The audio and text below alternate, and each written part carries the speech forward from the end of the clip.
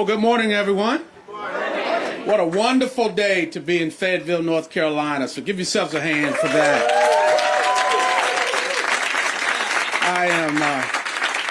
I am deeply honored, so grateful and privileged to be here today to welcome Secretary Regan, Governor Cooper, Attorney General Josh Stein, and so many others. But before I make my very brief remarks, I'd like to acknowledge all of my colleagues on City Council that are here today. If you could stand just to make sure I don't miss anyone. So thank you, members of City Council. Also, I'll be remiss to catch our county commissioners, the chair and the vice chair here, Chairman Adams and Vice Chair Stewart. Thank you. And of course, we certainly could do none of this without our very great advocates on the state level, the state delegation. So I see Senator Applewhite and other state elected officials that are here, past and present. Thank you. You know, today is such an important day in our community. The city of Fayetteville is a great, resilient community that has been, unfortunately, in the crosshairs of both natural and unnatural, created and unintentional disasters here in our community. But we know one thing for sure, that clean, safe drinking water is not only a privilege, but it's a right for the citizens of Fayetteville and Cumberland County and the surrounding communities.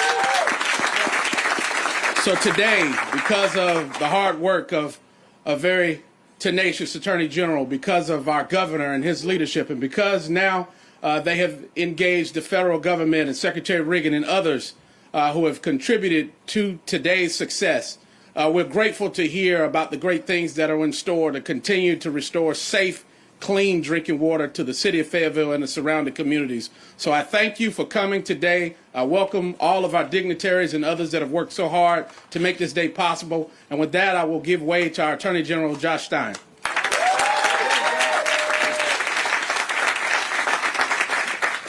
Good morning, everybody. Mayor Colvin, thank you for the introduction. Thank you for having us. Thank everybody for being here this morning. I want to thank my friend, Administrator Regan, who has been at the forefront of this issue of clean drinking water and this issue of PFAS from our first understanding of how serious this has been.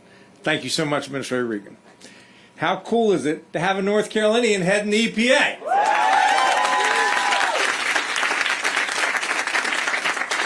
He took what he saw and learned firsthand here in North Carolina up to Washington and is now benefiting the whole country with that understanding. And he's going to have a big announcement today that proves that point directly. Thank you so much, Administrator. I want to thank Governor Cooper. He has been focused on this major issue of clean drinking water from his time in the state Senate to his time as Attorney General to serving now as governor. And of course, he had the foresight to hire then Michael Regan to become Secretary Regan before he became Administrator Regan. Governor, thank you for getting this state to focus seriously on this issue of dealing with PFAS. Today's news illustrates exactly how serious we are about addressing the threat that these forever chemicals pose to the people's health and well-being in North Carolina. The first ever national drinking water standard for PFAS will make our water cleaner and safer and keep our people healthier. The North Carolina Department of Justice, my team and I, we've been working hard to protect the air that we breathe and water we drink here in this state. When you turn on that faucet at home, you shouldn't have to worry that drinking that water or taking a bath in that water will make you or your loved one sick. We've already made encouraging progress as it relates to PFAS in North Carolina.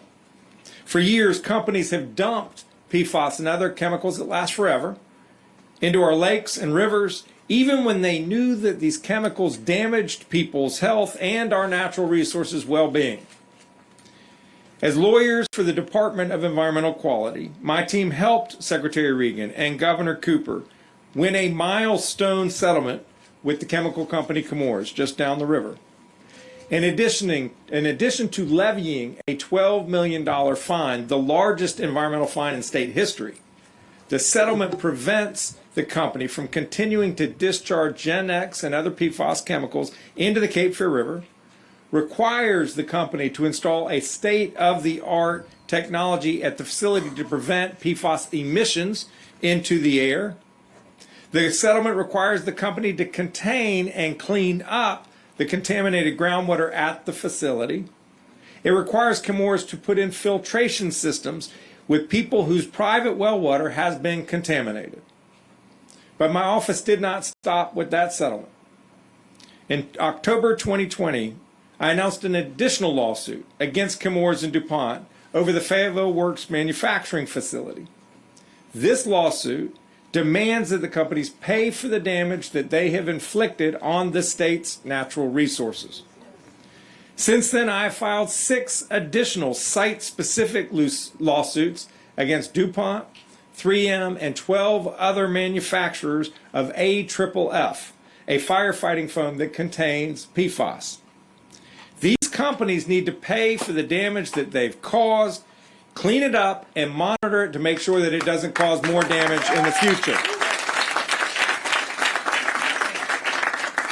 I will continue to do everything in my power to protect North Carolina's natural resources.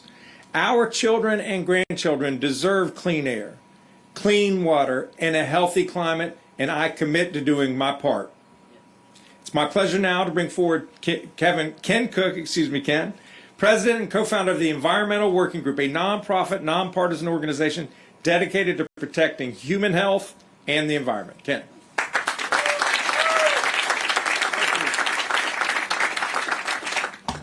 Thank you, Mr. Attorney General. Thank all of you for this opportunity, and thank all of you for this day. For decades, the American people have been exposed to incredibly toxic forever chemicals known as PFAS with no protection from their government. None. Those chemicals now contaminate virtually all Americans from birth. In fact, before birth, as our study in 2004 documented. That's because for generations, PFAS chemicals slid off every major federal environmental law like a fried egg off a Teflon pan. Until Joe Biden came along. Until Joe Biden came along. Now we're making progress, and we can't go back. We can't go back. In just the last few years, for the first time, most of those environmental laws are starting to stick to forever chemicals. How about that? Right? And today, EPA announces the biggest step yet, a tough landmark legal limit on PFAS in the drinking water of tens of millions of Americans. Unprecedented progress. We can't go back. We can't.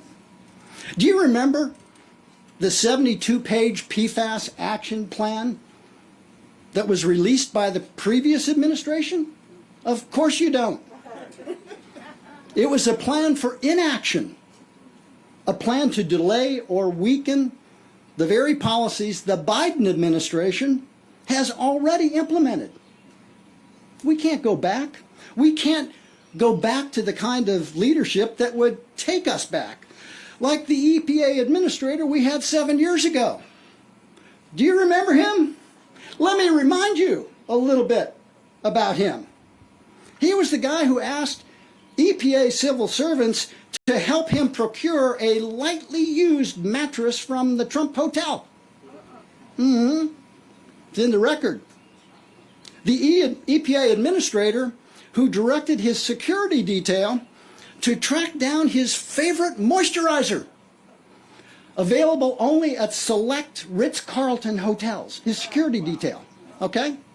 The guy who spent $43,000 of taxpayer money improperly on a soundproof booth in his office so EPA staff couldn't hear what he was saying or who he was saying it to. Kind of a little safe room to escape career scientists and lawyers who thought EPA was here to protect human health and the environment as Congress intended.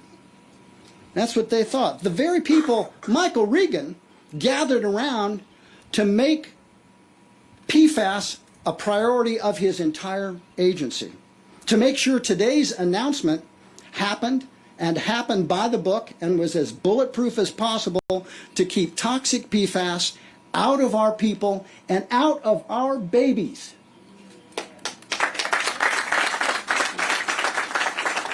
Now here we are 3+ years into his tenure. He's taking on PFAS pollution from every angle, and yet the American people have no idea which moisturizer he prefers. We don't know. It doesn't even come up. That's progress. We can't go back. We can't go back to week after week of infrastructure week. Can we? No. We don't get infrastructure week with Joe Biden. We get infrastructure. Money, concrete, trucks, equipment, jobs, not announcements. Like the $10 billion in the bipartisan Biden infrastructure law earmarked to deal with PFAS in our water supplies, and the $1 billion announced today to help water utilities meet this tough new standard. Real money, real infrastructure. This is infrastructure. This is what it looks like. You got to build it, and you got to pay for it. So is it enough funding to do the job? No, of course not. Where will we get the rest? Well, I would start with the guy who got us the first $10 billion.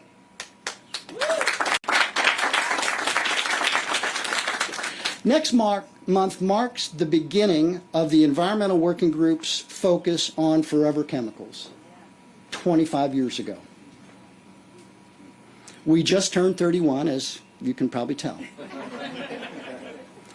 The reason we started, and in a real sense the reason we're all here today, is because one man stood up to a multi-billion-dollar company, slogged through decades of government neglect, and pulled back the curtains on the global crisis of PFAS contamination.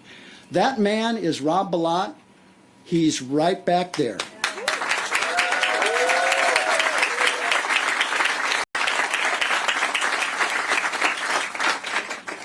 Administrator Regan, CEQ Chair Mallory, thank you for inviting me to this historic occasion.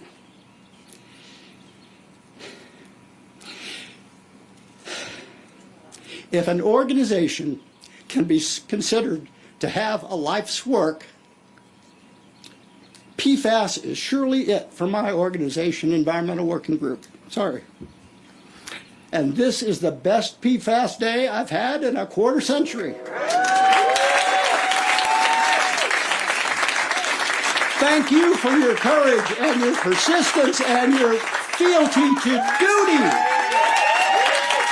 You've set us on the right course. At long last, I know you'll stay the course because we can't go back.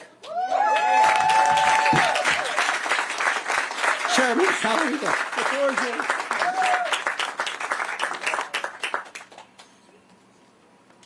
Good afternoon, everyone. Oh, actually, morning. We're still in the morning. Thank you. I said yesterday to Ken that he always gets the room fired up, and he didn't disappoint today as well. So thank you, Ken Cook, for the introduction and for all that the Environmental Working Group has done and for your support of the efforts of today's announcement. It could not happen without people like you and without the courage that it took to continue to push this issue and for the EPA administrator and staff to actually move forward on what was clearly a needed action. It's really a pleasure to be here in Fayetteville with the administrator and to mark a critical step toward delivering clean and safe water to communities in North Carolina and all across the country. Administrator Regan and the team have actually done an incredible job in getting us to this moment, and don't think that that was an easy task. But I'm really excited to be part of this significant public health announcement and want to begin by thanking Governor Cooper, Mayor Colvin, and other partners here in North Carolina. I also want to give special thanks to Emily Donovan from Clean Cape Fear, who has secured reverse osmosis filling stations for dozens of local public schools and helped to elevate North Carolina's PFAS contamination issues to a national stage. President Biden and Vice President Harris believe everyone deserves access to clean and safe water. Everyone should be able to turn on the tap and know that the glass of water they fill is safe to drink and free of pollutants that harm people's health and well-being. That's why President Biden has launched a government-wide action plan and provided billions of dollars in funding to protect communities from PFAS pollution. Today, the Environmental Protection Agency is announcing the first national drinking water standard for PFAS, which will protect 100 million people from PFAS exposure, prevent tens of thousands of serious illnesses, and save lives. We are also announcing $1 billion through the President's Investing in America agenda to help every state and territory fund PFAS detection and treatment systems to meet the standard. This funding is part of $9 billion through the President's bipartisan infrastructure law to address PFAS and other emerging contaminants in drinking water, the largest investment in tackling PFAS pollution. The investments build on President Biden's action plan to address PFAS pollution, safeguard public health, and advance environmental justice, all while ensuring the Biden Cancer Moonshot goal of cutting the cancer death rates by at least half by 2047. Administrator Regan will go on in more detail about the announcement, but first I'd like to just take a step back and share what this announcement really means. In Oakdale, Minnesota, a chemical plant dumped PFAS-containing waste for decades, contaminating the community's drinking water. Cancer was found to be a far more likely cause of death in children in Oakdale than in neighboring communities. The importance of this issue for children, families, and communities goes far beyond what any numbers convey. I want to highlight the personal story of Amara Strandi, who spent her final months calling for action. After years of battling tumors and more than 20 surgeries, Amara passed away one year ago this month, just before her 21st birthday. Today's action is a critical step in striving to ensure that no child or community, no family, no parent experiences the devastation of that Oakdale has seen. The first national water standard for PFAS marks a significant step towards delivering on the Biden-Harris administration's commitment to securing clean water for people all across this nation. And with that, I will turn it over to Governor Cooper.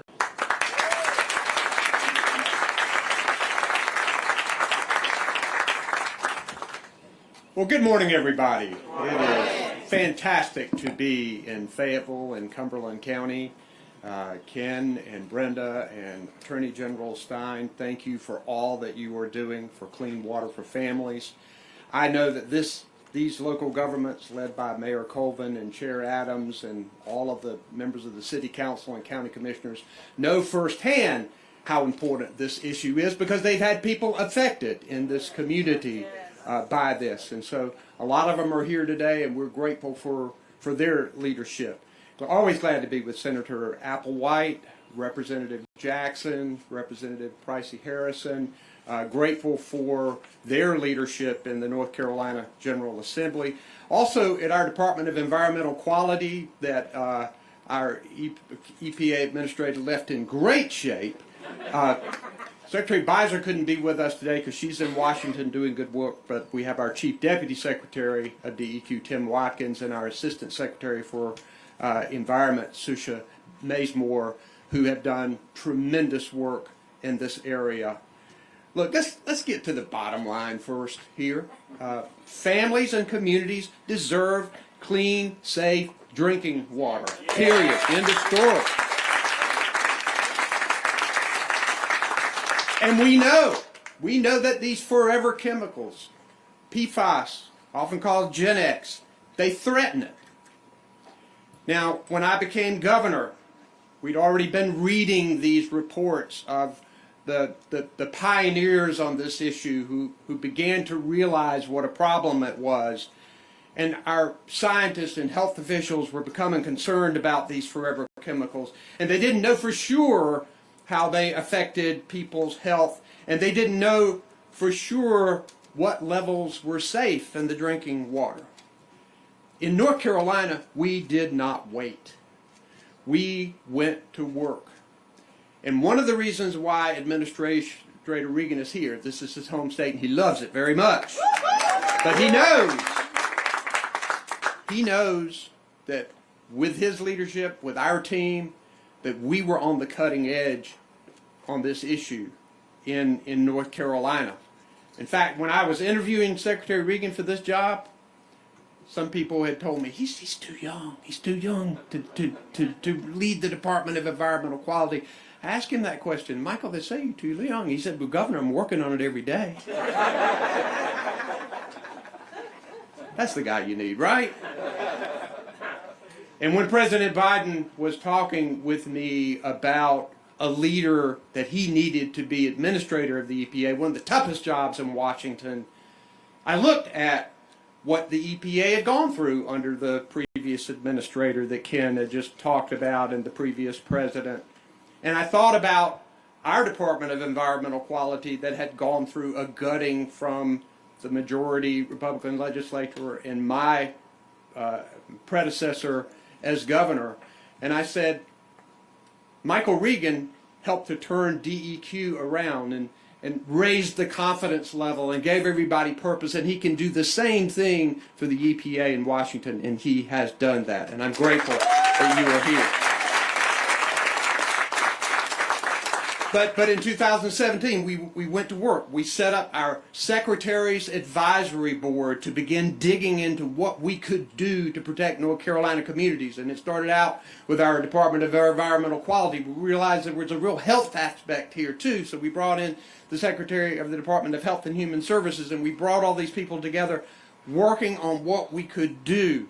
Our DEQ worked to find the source of the Gen X in the Cape Fear River.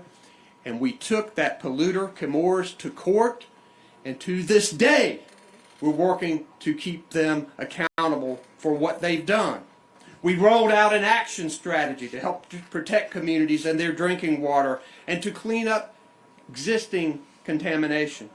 And we proposed legislation to the General Assembly to hold polluters accountable and to make them clean up their own mess.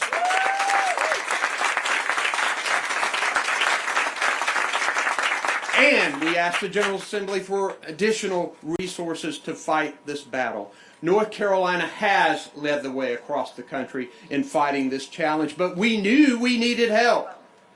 How can you adequately prevent the threat if you don't have a measurable standard that can be enforced?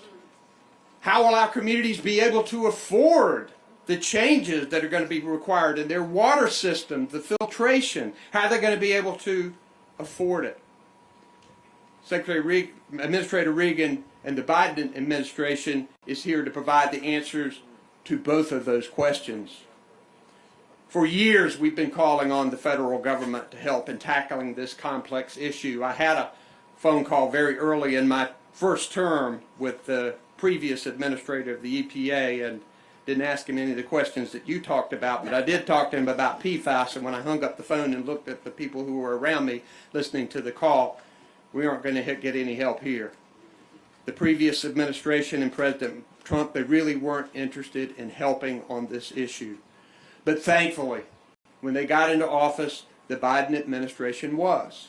And you remember, Michael, 3 years ago, we joined together with the Biden administration at North Carolina State as we rolled out the EPA's roadmap to tackle this contamination. That roadmap was built on the roadmap that North Carolina had already started. And it made a big promise that for the first time ever, we would set a national limit on PFAS in drinking water, and that the Biden administration would do that. Today, Administrator Regan and the Biden administration are delivering on that promise that they made, not only to North Carolinians, but to all Americans across this country.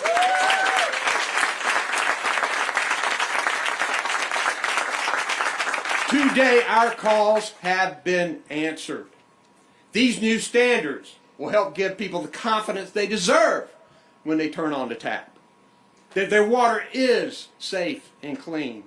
And here in North Carolina, we've already been preparing for this day. Our Department of Environmental Quality is partnering with our local water systems, getting ready, taking hundreds of samples of water, providing technical assistance. We're proposing PFAS limits for surface and groundwater.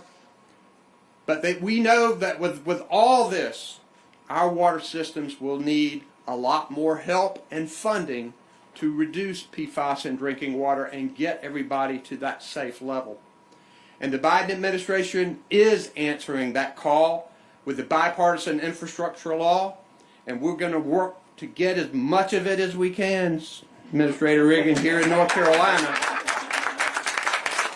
But, and I know these legislators are with me who are here today, we need to get the legislature to step up with more funding in addition to passing that bill that requires polluters to pay, because it shouldn't be the taxpayers and the consumers who pay. They should be paying for the damage that they cause. And we know that the Biden administration agrees with us on this, as they're working to include PFAS as a hazardous substance under federal law that can trigger requirements for polluters to pay for treatment and cleanup. Folks, we still have a long way to go, but we have to work every day. And today is a significant step toward cleaner and safer water for all Americans. And now, thank you very much for that, and thank you to Emily Donovan and her work as co-founder of the Clean Cape Fear, and I'm going to introduce you right now. Emily?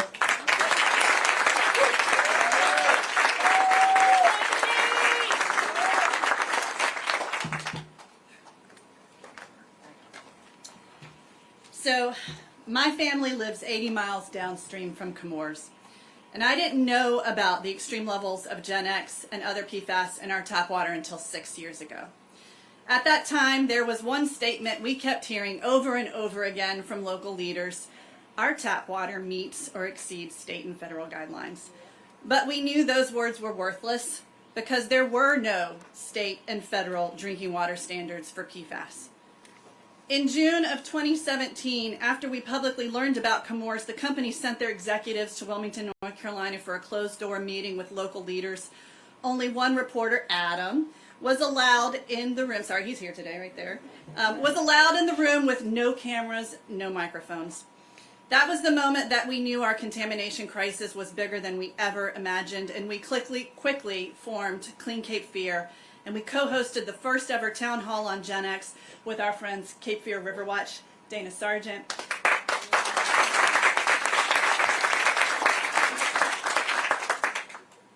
Our public trust was severely broken when we realized what DuPont did in Parkersburg, West Virginia was exactly the same thing that they were doing in North Carolina for nearly 40 years.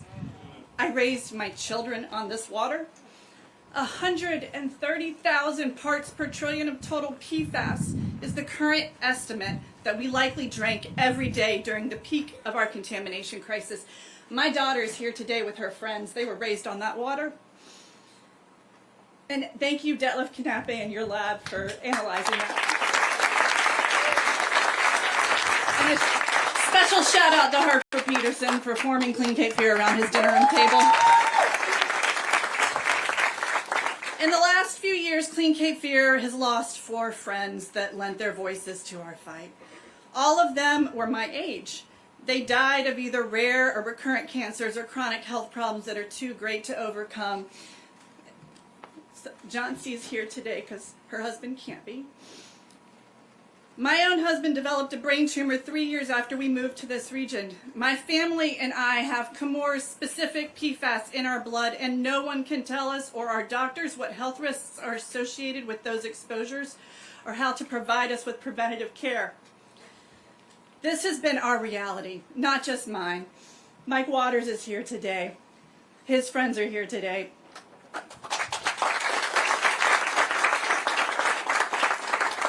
I know we can't change the past, but we can fight for a more just future, and that is exactly what we are doing today. For every DuPont and Comores in the world, there is an EWG, an NRDC, an Earth Justice, a Center for Environmental Health, and a North Carolina Conservation Network, and countless other state and national organizations that are fighting alongside us. We are here today because of people like Rob Ballot, Radhika Fox, Mark Strainer, and a whole committed scientific community that's willing to spend their nights and weekends doing what is right instead of what is easy. We are also here today because of grassroots community leaders like Katie Bryant from Pittsburgh and Cheryl, acting chief of the Waccamaw Indian people. Hope, Joanne, Laureen, Tony, Arnie, Jedford, Linda, Brenda, Stell, Sandy, Dana, Aisha, Jamie, and my friend Andrea, who likes to say that we are as persistent as PFAS. We are the national PFAS contamination community, and we stand united. We go to DC regularly fighting for these rules, fighting for these changes, and I am so grateful that you listened to us, Mr. Administrator Regan.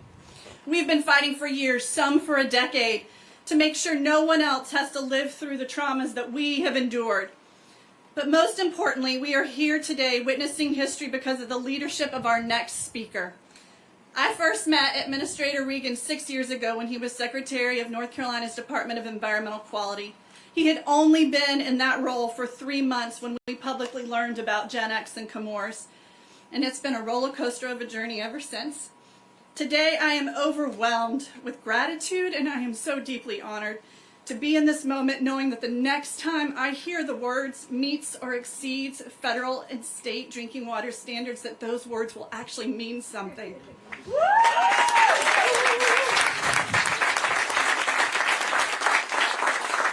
So it is with great honor that I welcome North Carolina's favorite son, NC State A&T graduate.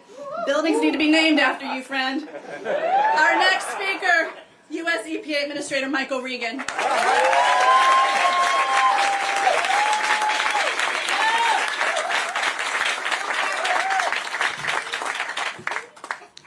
Good morning. I have to thank Emily for that introduction. Emily, we have come a long way. Yes, I remember those early years, and I want to say thank you for your leadership and for your bold advocacy, not just for your community, but for communities all across this country. So thank you. To my good friend Roy Cooper. Yes, I think Governor Cooper walked you through the history. And what I want to say about Governor Cooper is I'm not just proud of Governor Cooper's leadership for the state of North Carolina. At the time, Governor Cooper was setting the example for the nation. I think you all heard that during the previous administration, it wasn't because the career officials did not have the will. It was the political leadership that didn't have the will. So governors like Roy Cooper took the will and started driving this topic for the nation. So Governor, thank you for that leadership. And it takes a team to do this, and the governor had a very strong partner in a very aggressive Attorney General, Josh Stein. Thank you.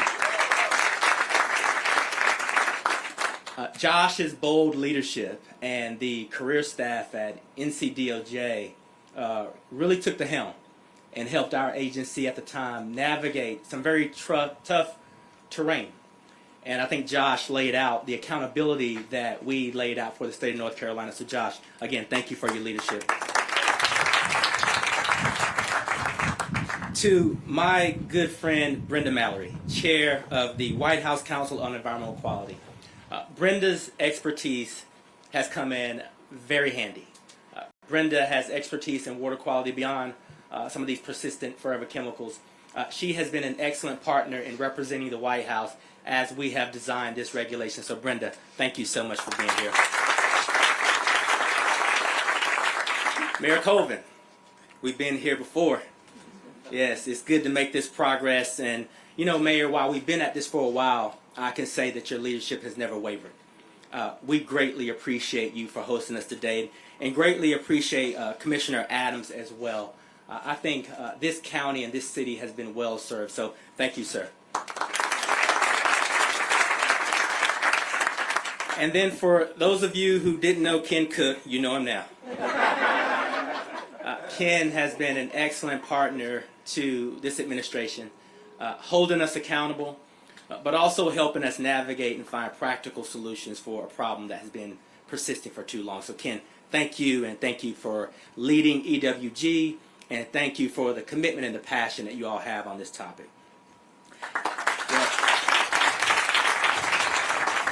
And then I want to thank EPA staff.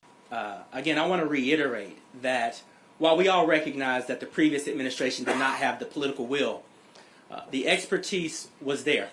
The expertise is there. And we are here today because those career staff never told me no. On day one, we gave them the assignment, and they have delivered. So thank you to my EPA staff.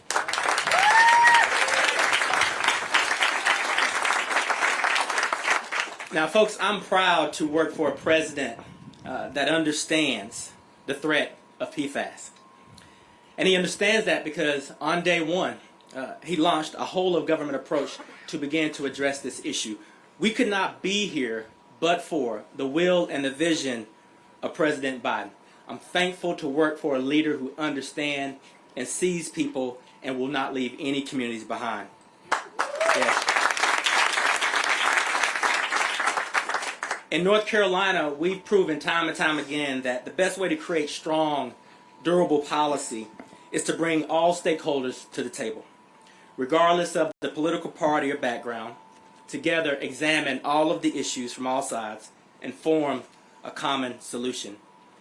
This has been my perspective as EPA administrator in Washington, D.C., but it was also my perspective when Governor Cooper appointed me as Secretary of North Carolina DEQ back in 2017.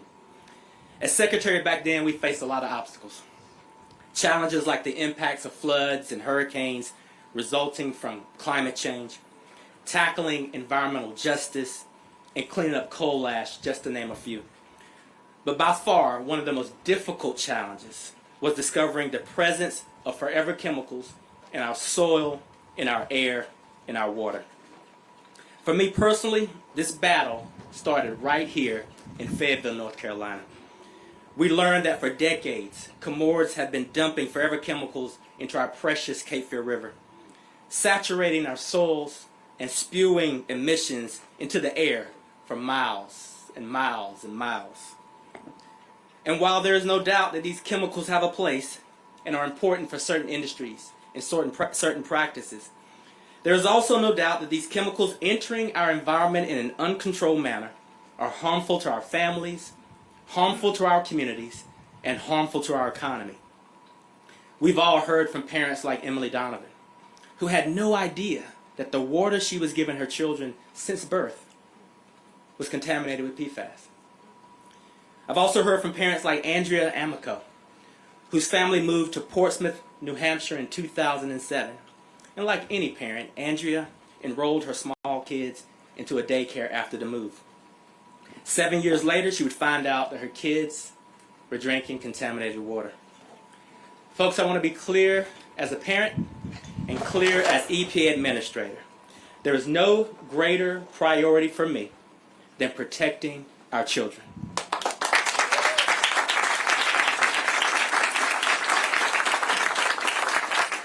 So from day one, under the leadership of President Biden, we set up a group of senior EPA career officials across multiple offices to develop a multi-year PFAS strategy to begin tackling this persistent problem, this persistent threat to the American people. In October of 2021, we announced the PFAS strategic roadmap guided by President Biden's whole of government call to tackle PFAS pollution and deliver clean water for all. And in the years since, we have accelerated our progress to protect communities. We're holding polluters accountable. We're advancing the science around PFAS. And we're listening to and learning from the very communities that have had to face the fears of contamination. Now, just a year ago, I stood in Wilmington, North Carolina, just downstream of this community that we're in today, to announce EPA's proposed National Drinking Water Standard for PFAS. And today, I am back to finish the assignment.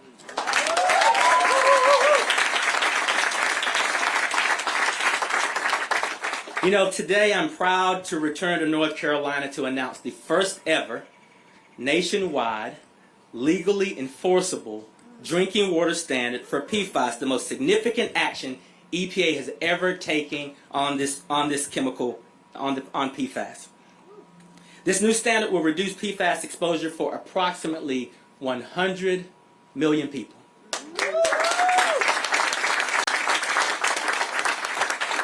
And I want to say it again, because we throw numbers around. 100 million people.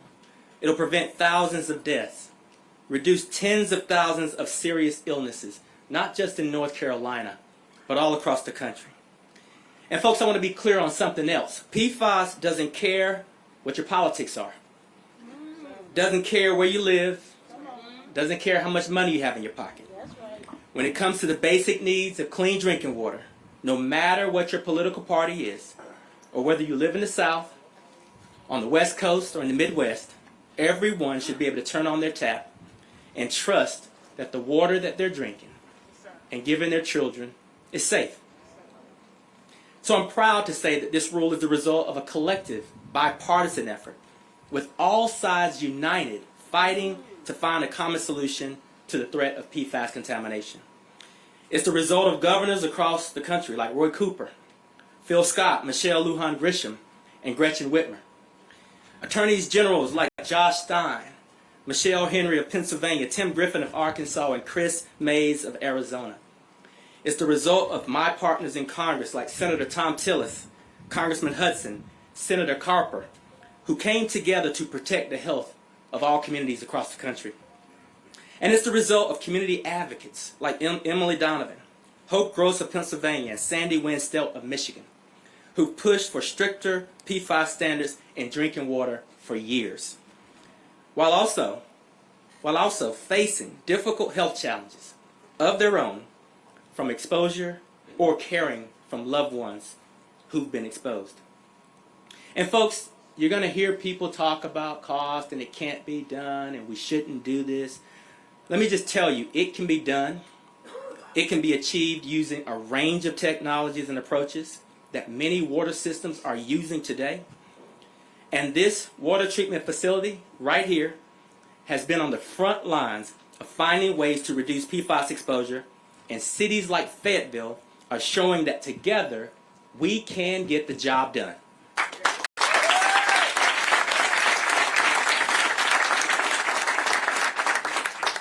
But President Biden also recognizes, as you've heard, that some water systems need help. That's why, alongside today's announcement, we are announcing $1 billion in funding for states and territories to conduct initial testing and treatment at public water systems and homes served by privately owned wells.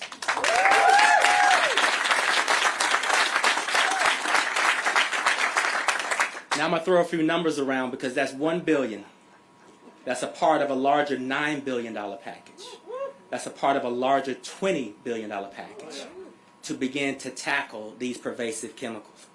With today's actions, we're one huge step closer to finally shutting off the tap on forever chemicals.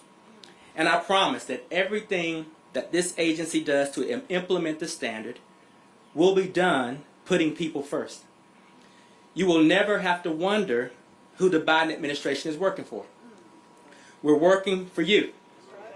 We're working for your children. We're working for your neighbors, and we're working for you. President Biden and Vice President Harris and this EPA will continue fighting until all people, every single person in this country, has clean air to breathe, clean water to drink, and the opportunity to live a healthy and prosperous life. Thank you all.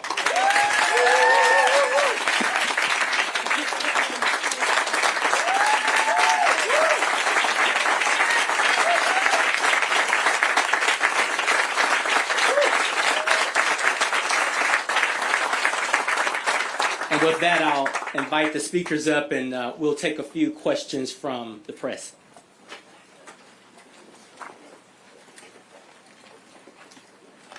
If you ask any questions, just go ahead and jump right in. How will the $1 billion in funding be distributed among states and water facilities? Yes, we have a prioritized list, and you'll be able to visit us on EPA.gov to take a look at how the money will exactly be distributed. But it's going to be based on need. And all of the money that is coming from the Bipartisan Infrastructure Law and the Inflation Reduction Act prioritizes communities that have been disproportionately impacted first. So those who have never had a seat at the table finally have a seat at the table with this administration. Administrator Regan, what do you have to say to people who say we should be stopping the pollution at the source instead of burdening taxpayers with this cleanup? I agree with those who say we should be stopping at the source. And that's exactly what we're doing at the federal level, and it's what we're doing at the state level. I think you heard the governor, Attorney General Stein, and myself say that we're holding polluters accountable. The taxpayers should not have to pick up the tab solely. And so as you see national news around big settlements from these companies that have been caught with their hand in the cookie jar, you're starting to see that we're producing the science, we're producing the roadmap for these health standards, and it's time for companies to pay. These standards apply to 6 types of PFAS, but there are thousands of types of PFAS. Why these 6, and what about the other thousands? We're starting with this 6 because with this 6 we have the best science and data to design these health standards. I think you might know that everyone is not in agreement with us regulating this. And I think we all can gauge the temperature of the courts these days. So what EPA is doing is we're measuring twice and we're cutting once. This is the first of 6, and we're going to continue until we get to all of them. What about the timeline? It's 5 years, so what will happen? What can utilities and regular folks do in the meantime while this is playing out? Well, what we're going to do is we're going to be providing technical assistance to all of our utilities across the country. What we have to really take into account is most utilities, or a lot of utilities like this one here today, are already taking action. This rule that we are announcing today, we expect that maybe 6% of utilities across the country may not be in compliance. So we're going to target them first. We're going to provide technical assistance. We're going to try to make sure that this $1 billion, that's a part of this $9 billion, is focused and trained on those facilities. Listen, we don't want to leave anyone behind.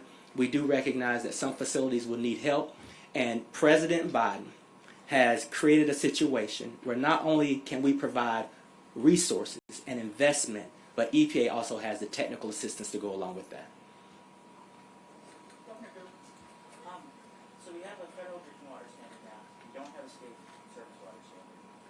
Is there more or something else that you could be doing to prevent that pollution? I think it's our intention to provide surface water standards for North Carolina.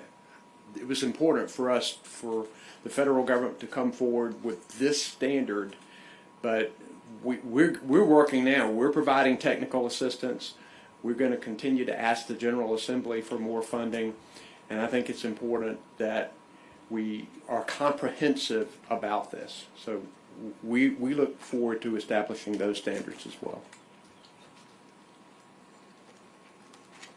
Anybody else? What kind of moisturizer do you use?